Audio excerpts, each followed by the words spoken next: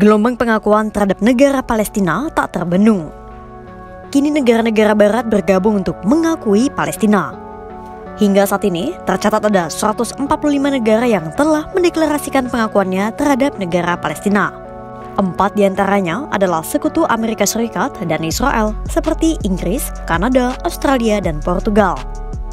Deklarasi sekutu-sekutunya itu pun membuat Perdana Menteri Israel Benjamin Netanyahu naik pitam. Netanyahu menantang dunia. Ia geram pada negara-negara yang mengakui Palestina tepat sehari menjelang sidang Majelis Umum PBB. Siapa saja negara-negara barat yang mulai mengakui Palestina dan seperti apa respons Netanyahu?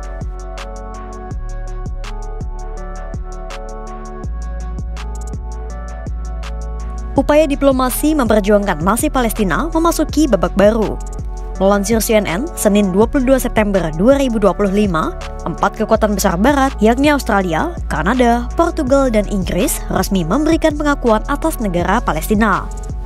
Keempat negara barat itu memberikan pengakuan mereka pada Minggu 21 September 2025 jelang sidang Majelis Umum PBB.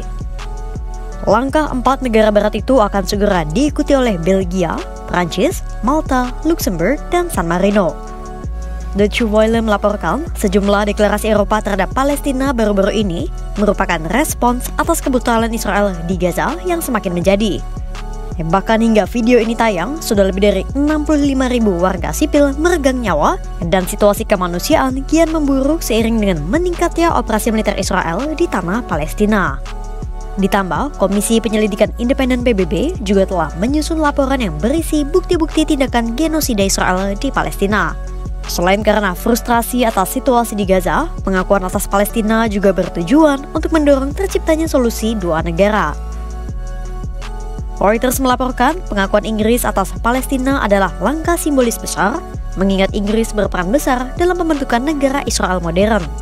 Kebanyakan warga Palestina tentu menyambut langkah negara-negara barat itu dengan gembira. Namun, bagaimana dengan Netanyahu?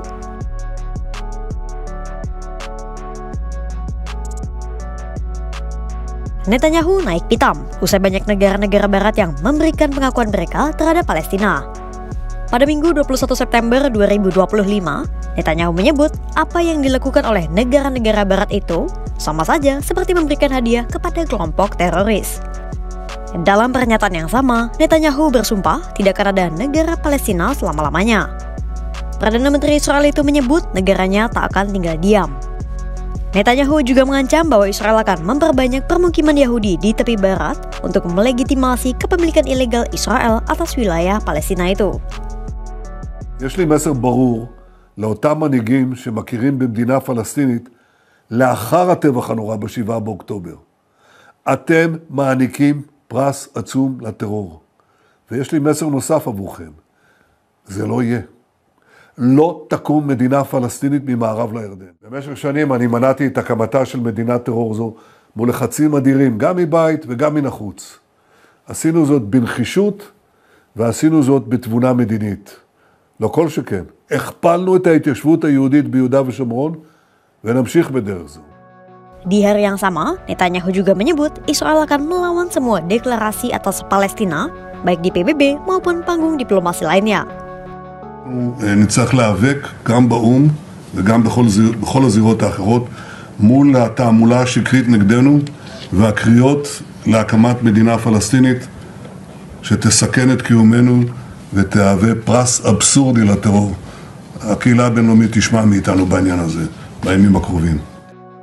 Dalam pernyataan itu, Netanyahu menyebut publik akan melihat tindakan Israel atas pengakuan negara barat terhadap Palestina. Belum jelas apa yang akan dilakukan Netanyahu. Namun, Netanyahu kemungkinan akan memerintahkan operasi pencaplokan wilayah tepi barat Palestina. Meski demikian, mantan konsul Jenderal Israel, Alon Pinkas, meramal Netanyahu tidak mungkin akan mencaplok seluruh wilayah tepi barat. Pinkas menyampaikan kepada CNN, Netanyahu mungkin hanya akan mengambil alih tepi barat area C, wilayah yang memang berada di bawah kendali keamanan sipil Israel. Dan Pinkas menyebut tak ada satupun yang peduli dengan wilayah itu. Sementara melansir Deutsche Welle, Direktur Lembaga PBB International Crisis Group, Richard Gowan juga memiliki kekhawatiran serupa. Gawan khawatir Netanyahu akan nekat mengumumkan pada publik bahwa Israel akan semakin gencar mencaplok wilayah Palestina. Dugaan Pinkas dan Gawan itu bukan tanpa alasan. Sebab para menteri sayap kanan Israel berulang kali mendesak Netanyahu agar Tel Aviv mencaplok seluruh wilayah tepi barat. Menteri Keuangan Israel Bezalel Smotrich bahkan sesumbar mencaplok seluruh wilayah tepi barat adalah satu-satunya cara menghapus gagasan berdirinya Palestina. Pertanyaannya sekarang, apakah ada cara untuk menghentikan tindakan nekat Israel? Apakah pengakuan terhadap negara Palestina sudah cukup?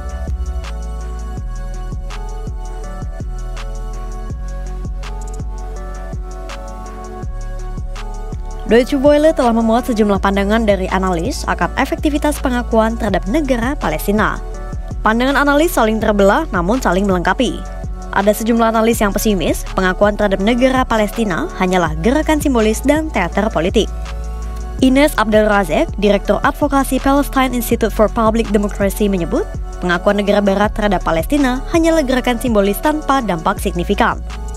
Sementara kolumnis Guardian, Owen Jones menyamakan tindakan negara barat itu sebagai atraksi performatif bak teater politik.